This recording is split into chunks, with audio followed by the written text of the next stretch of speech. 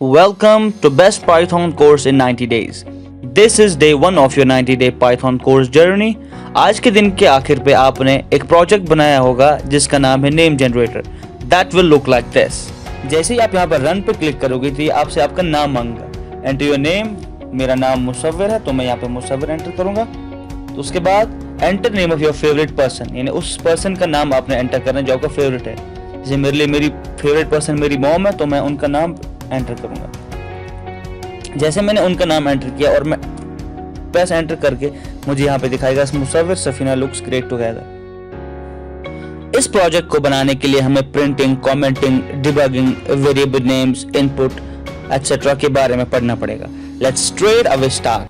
You are watching Education, the first e-learning platform which provides everything free for its students. You can visit us at www.education.com. अब अपना कोई सा browser खोल ले और उसमें replit.com लिखें. replit.com लिखते ही आप एक कोडिंग एनवायरनमेंट में आ जाएंगे जो कि हमने पिछले वीडियो में डिस्कस किया था. और यहाँ पे माई रेपल्स पे क्लिक करके हमने एक रेपल बनाया था जिसका नाम था एजुकेशन. यहाँ पे हम एजुकेशन पे क्लिक करेंगे. यहाँ पे हमारा कोडिंग एनवायरनमेंट लोड हुआ है तो मैं प्रेफर करता हूँ डार्क मोड में कोड करना. तो मैं यहाँ पे डार्क मोड चेंज कर देता हूँ. यहाँ पे सेटिंग पे क्लिक करके यहाँ पे आप देख सकते हैं थीम लाइट, यहाँ पे मैं डार्क पे क्लिक करूंगा तो ये पूरा का पूरा डार्क हो गया. तो ज़्यादा स्पेस चाहिए मुझे कोड लिखने के लिए तो मैं क्या करूंगा, तो मैं यहाँ पे फाइल्स पे क्लिक करूंगा, ये वाला पोर्शन मिनिमाइज होगा. तो इसके बाद हम कल वाला कोड डिलीट करते हैं. पता नहीं ये किसने नॉर्म बनाया, हर एक प्रोग्राम लैंग्वेज पहले हम लोग हेलो वर्ल्ड प्रोग्राम बनाते हैं. तो पाइथन में भी ये नॉर्म को हम लोग रेस्पेक्ट करते हुए हम लोग इसमें भी एक हेलो वर्ल्ड का प्रोग्राम बनाएंगे. तो कोई भी चीज प्रिंट करने के लिए पाइथन में हमारे पास एक फंक्शन है जिसका नाम है प्रिंट. उसको हम कैसे लिखते हैं ये देखते हैं. हमें यहाँ पर प्रिंट लिखना है और प्रिंट के पहले पैरेंथेसिस ओपन करनी है. यहाँ पे आप देख सकते हो प्रिंट का कलर जो है वो बिल्कुल डिफरेंट हो गया, टेक्स्ट से वो डिफरेंट हो गया. इसके बाद मैं यहाँ पे लिखूंगा हेलो वर्ल्ड.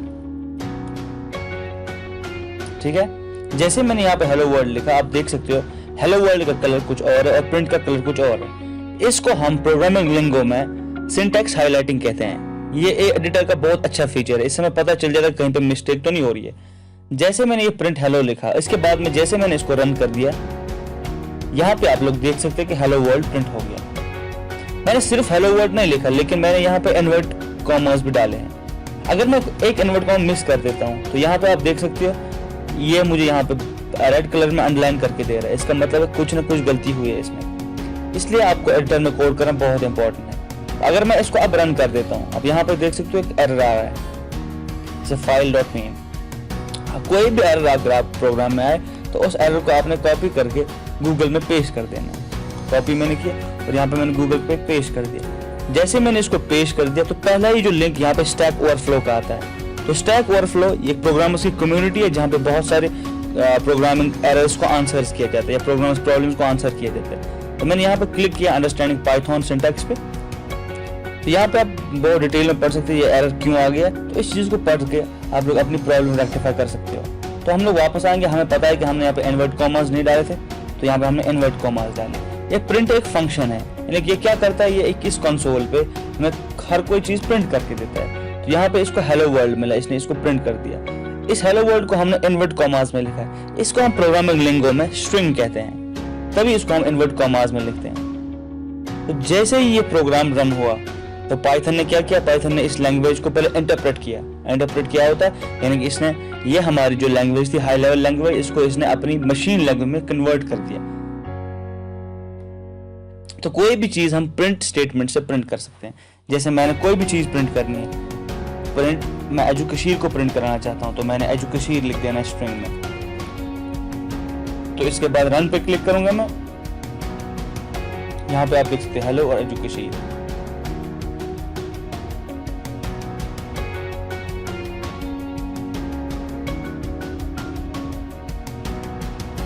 तो अब हमने प्रिंट फंक्शन के बारे में पढ़ा, यानी कि प्रिंट फंक्शन को यूज करके हम लोग कोई भी चीज कंसोल पे प्रिंट करवा सकते हैं. अब जो भी आपकी स्क्रीन पे टेक्स्ट दिख रहा है उसको आप एग्जैक्टली ऐसे ही प्रिंट करो. अब वीडियो को पॉज करो और आपके लिए चैलेंज का टाइम है और प्रैक्टिस करो. आई होप कि आपने वीडियो को पॉज किया और प्रैक्टिस करने की कोशिश की. चलिए इसका सोल्यूशन देखते हैं कैसे करते हैं इस प्रॉब्लम को सॉल्व। अगर आप यहाँ पे देखोगे मैंने इसका सोल्यूशन लिखा हुआ है, यहाँ पे आप देख सकते हो मैंने प्रिंट एफ में सिर्फ पहले एक इन्वर्ट कॉमा यूज किया, फिर इस पूरे स्टेटमेंट को एक इन्वर्ट कॉमा में डाला है और बाकी डबल कोट्स में प्रिंट किया। पाइथन में क्या होता है, अगर हम डबल कोट्स में सिंगल कोट्स यूज करें वो एक ही चीज है, यानी स्ट्रिंग को हम लोग सिंगल कोट्स में भी प्रिंट करवा सकते हैं। जैसे कि अगर मैंने हेलो वर्ल्ड को प्रिंट कराना है तो मैं ऐसे भी लिख सकता हूँ प्रिंट, और मैं इसको सिंगल कोट में भी हेलो वर्ल्ड लिख सकता हूँ, हेलो लिख सकता हूँ। यहाँ पे ये सिंगल कोट्स में प्रिंट होगा। आपने देखा कि ये अगर मैं इसको रन करूँ अब यहाँ पे आप देख सकते हो कि यहाँ पे हेलो प्रिंट हुआ। तो सिंगल कोट्स या डबल कोट्स सेम होते हैं पाइथन में स्ट्रिंग के लिए। तो यहाँ पे मैं क्या करूँगा, यहाँ पे इसी चीज़ को मैंने यूज़ किया पहले स्टेटमेंट में, तो मैंने इतना स्टेटमेंट प्रिंट करना था। अगर मैं इसको डबल कोट्स में लिखता तो यहाँ पे आपने अगर प्रैक्टिस की हो तो आपको एरर आया होगा। मैंने इस पर डबल कोट्स लिखा, तो अगर मैं यहाँ पे डबल कोट्स यूज़ करूँगा तो आप चेक कर सकते हो कि मेरा इंटरप्रेटर जो इसको अंडरलाइन टेक्स्ट एडिटर ने किया है, तो इसका मतलब है कोड में कुछ ना कुछ गड़बड़ है। तो यहाँ पे मैंने क्या किया, मैंने अब सिंगल कोट लगा दिया, यानी सिंगल कोट से मैंने इसको बोला कि एक स्ट्रिंग है, तो अंदर मैंने डबल कोट्स यूज कर दिया। जो पहले अगर मैं अब अंदर भी डबल कोट्स यूज करता हूँ तो ये क्या मानेगा, ये मानेगा सिर्फ ये एक ब्रैकेट जो है, ये एक ब्रेस जो पहले ओपनिंग ब्रेस हमने ओपन की, यही सिर्फ स्ट्रिंग है। लेकिन हमारा पूरा का पूरा स्टेटमेंट स्ट्रिंग था, तो हमने यहाँ पे इसलिए डबल कोट यूज किया और इसने इसको यहाँ पे सिंगल कोट यूज किया, और सिंगल कोट से इसको पता चला सिंगल कोट इतना जो पोर्शन है ये सारा का सारा पोर्शन एक स्ट्रिंग कहलाएगा। तो इस प्रोग्राम में हमने एक और कॉन्सेप्ट सीखा। यहाँ पे आप देख सकते हो मैंने हर लाइन में बैकस्लैश और एन ऐड किया है।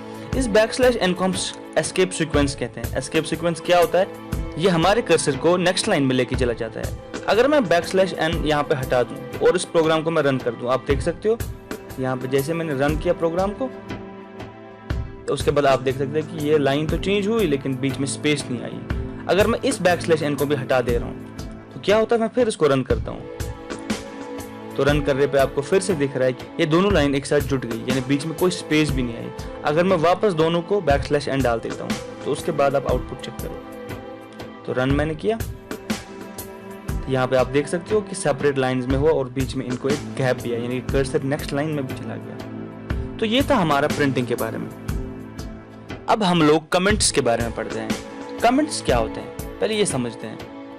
हम कोड को सिर्फ एक बार लिखते हैं लेकिन कोड को बार बार पढ़ना पड़ता है, कोड को रिवाइज करना पड़ता है। जैसे आपने देखा होगा कि एप्लीकेशन में आए दिन अपडेट आती रहती है। वो क्या होता है, कोड एक बार लिखा होता है, फिर जहाँ पे प्रॉब्लम है उस कोड को सही किया जाता है और उसके बाद अपडेट दी जाती है। तो ये कोड को बहुत बार रीड करना पड़ता है एक सॉफ्टवेयर डेवलपमेंट साइकिल में। तो हम लोग क्या करते हैं, हम लोग कमेंट्स ऐड करते हैं ऊपर, यानी कि अगर किसी स्टेटमेंट पे लिखना है कि ये चीज़ क्या करती है तो हम लोग उसमें एक लाइन ऐड कर देते हैं कि ये क्या, जैसे ये प्रिंट फंक्शन हमारे लिए प्रिंट करती है तो मैं क्या लिखूंगा, दिस लाइन प्रिंट समथिंग। लेकिन अगर आप देख सकते हो यहाँ पे ये रेड डॉट हमारे एडिटर ने दिया कि इसमें कुछ ना कुछ गड़बड़ है। अगर मैं इसको ऐसे ही रन कर दूं, आप यहाँ पे देख सकते हो कि हमारे पास एक एरर आया, क्योंकि जो हमारा इंटरप्रेटर है पाइथन का उसने दिस लाइन इज समथिंग को भी उसने एक कोड समझा। इस लाइन को हमारा इंटरप्रेटर कोड ना समझे, इसके लिए हम क्या करेंगे, इसके लिए हम इसको कमेंट डिक्लेयर कर देंगे। कमेंट को डिक्लेयर करने के लिए हम स्टेटमेंट के आगे हैश लगा देते हैं। तो अब आप देख सकते हो ये ग्रीन से ये हाईलाइट हुई कि यानी कि हमारे इंटरप्रेटर को पता चल गया कि इसको इग्नोर करना है। कमेंट्स को इंटरप्रेटर इग्नोर करता है जब वो इंटरप्रेट करता है एक प्रोग्राम को। अगर हम इसको अब रन कर दें, अब आप देख सकते हो कि हमारी स्क्रीन पे बिल्कुल एक अच्छा खासा आउटपुट आएगा, जैसे कि यहाँ पे आया। हम कितनी भी कमेंट्स ऐड करें, कमेंट्स का मेन मकसद यही होता है कि जो हम कोड लिख रहे हैं अगर अगली बार उसको हम खुद पढ़ें या कोई और पढ़े तो कोड में एक क्लैरिटी होनी चाहिए। तो आपसे मैं यही उम्मीद करता हूँ कि जब भी आप कोड लिखोगे आप हर एक ब्लॉक में, हर एक जगह जहाँ पे कमेंट नेसेसरी है आप कमेंट लिख दोगे, क्योंकि ये एक अच्छी सॉफ्टवेयर डेवलपमेंट प्रैक्टिस मानी जाती है। इसके बाद हम लोग आते हैं डिबगिंग पे। डिबगिंग क्या होती है? डिबगिंग होती है अगर आपके कोड में कोई भी एरर आया उसको दूर करना। एरर कई तरह के आते हैं, जैसे सिंटैक्स एरर आ सकता है, जैसे हमारे पास लॉजिक एरर आ सकता है। सिंटैक्स एरर क्या होता है, अगर आपने कहीं टाइपो कर दिया, टाइपिंग मिस्टेक कर दिया, आपने लिखते लिखते आपने प्रिंट की जगह कुछ और लिख दिया, तो जो हमारा इंटरप्रेटर है वो उसको आइडेंटिफाई करेगा एज अ प्रॉब्लम, यानी कि वो सिंटैक्स एरर कहलाएगा। वैसे हमारे पास लॉजिक एरर आते हैं कि आपने कहीं पर लॉजिक लगाना था, आपने कहीं पर सम कर देना था, आपने सब्ट्रैक्ट कर दिया, या ऐसे बहुत सारे लॉजिक होते हैं प्रोग्राम में जिनको आप गलत कर सकते हो, तो वहाँ पर लॉजिकल एरर आ सकता है, उसको डिबग करना पड़ता है हमें। वैसे हमारे पास रन टाइम एरर आ सकता है, जैसे मेमोरी एग्जॉस्ट हो गई, हमने कुछ मेमोरी में डाला, हमें पता ही नहीं था कि मेमोरी कितनी है और हमने मेमोरी को एग्जॉस्ट कर दिया, तो इस वजह से बहुत सारे एरर आ सकते हैं। उन सब एरर्स को दूर करने को हम लोग डिबगिंग कहते हैं। डिबगिंग प्रोग्रामिंग में बहुत ही इंपॉर्टेंट होती है, क्योंकि डिबगिंग से हम अपना कोड सही करते हैं। तो डे 1 के सेक्शन 1 में हमने 3 चीज़ों के बारे में पढ़ा। हमने प्रिंटिंग के बारे में पढ़ा, हमने कमेंटिंग के बारे में पढ़ा और हमने डीबगिंग के बारे में पढ़ा।